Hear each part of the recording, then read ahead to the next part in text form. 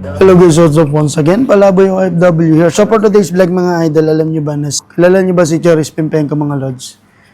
Ito lang naman si Jake Cyrus ngayon ng mga idol. Kasi balitang-balita ngayon mga lodi na si Jake Cyrus ay nakikitira lamang sa abroad. Hindi ko alam kung saan abroad eh.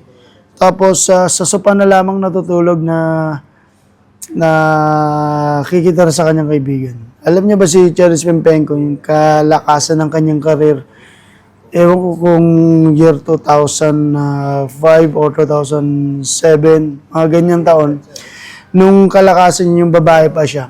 Grabe napakasikat na itong babae na to kasi naging manager niya ata si David. Tapos nakakasama niya yung mga sikat na singer sa Hollywood ng mga lodi.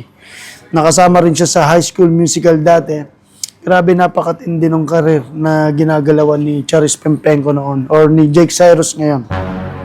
So bakit ba nangyari at si Jake Cyrus ay nakikituloy na lang sa kanyang mga kaibigan abroad or kamag-anak? Kasi siguro hindi natin alam yung karma, di ba? Kasi kinalaban niya yung kanyang nanay. So isa rin siya sa mga nagtakwil sa kanyang magulang, no? Sa nanay niya. Hindi sila magkaintindihan ng nanay niya doon siguro tungkol sa pera. Parang yung nangyari kay Carlos Yulo. Sa mga batang mga suwail sa anak, siguro ito na yung sinasabing gaba. Pero hindi naman natin wini-wish na gabaan sila ng mga idol. Pero ayon sa balita na si Jake Cyrus ay nakikituloy na lang sa kanyang mga kaibigan sa abroad at nakikitulog sa sopa. So, lesson learned.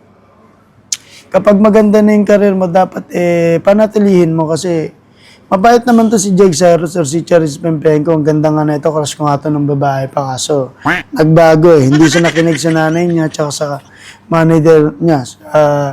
Kahit man lang sana yung career niya, iningatan niya, di ba? Kasi napakatalentado. So, ano nangyari? So, maraming nawala sa kanyang opportunity. Tapos wala nang mga event na dumarating, bali-balita pa, sa barangay na lang siya kumakanta. So what to do? Anong talaga buhay? So ngayon mga lodi, basahin natin yung mga reaksyon ng ating mga tropa. Sinasabi rito, nasa huli talaga ang pagsisisi. Nasa iyo na lahat, tinapon mo. Ganon talaga sa buhay minsan. Kakapili mo kung saan ka sasaya, ang ending disaster bala. Opo, okay lang siya. Yon, yung sabi ng isang netizen, ito pa. Di na lang kasi niya minintain yung dati niyang itsura. Meron naman siyang tibursyo na mukhang babae. Pero iba ang gender preference, di ba? Yun nga dapat talaga pinanatili niya na lang yung niya, yung gender preference niya. At least kahit magpanggap siyang babae, alang-alang sa karir niya, di ba? Alang-alang sa fans, di ba? Ganyan talaga mangyayari pag tinalikuran mo ang Diyos. Grabe naman, siguro naman hindi. Pero what to do? Ganun talaga buhay. Minsan nasa taas, minsan nasa baba. Diba? So wala tayong magagawa doon mga lodi. So ikaw lodi, anong masasabi mo kay Charis Pimpenko ngayon or si Jake Cyrus? Bakit nangyayari sa kanya ngayon ito? So please comment down below, and if you like this video, please like and subscribe and share. And don't forget to follow. So, lahat ng video ko ay makikita nyo. Alright? Kung interesado ka. Thank you to my director, Ramasen. He's not doing anything here. But anyway, thank you. Thank you mga lodi. Okay.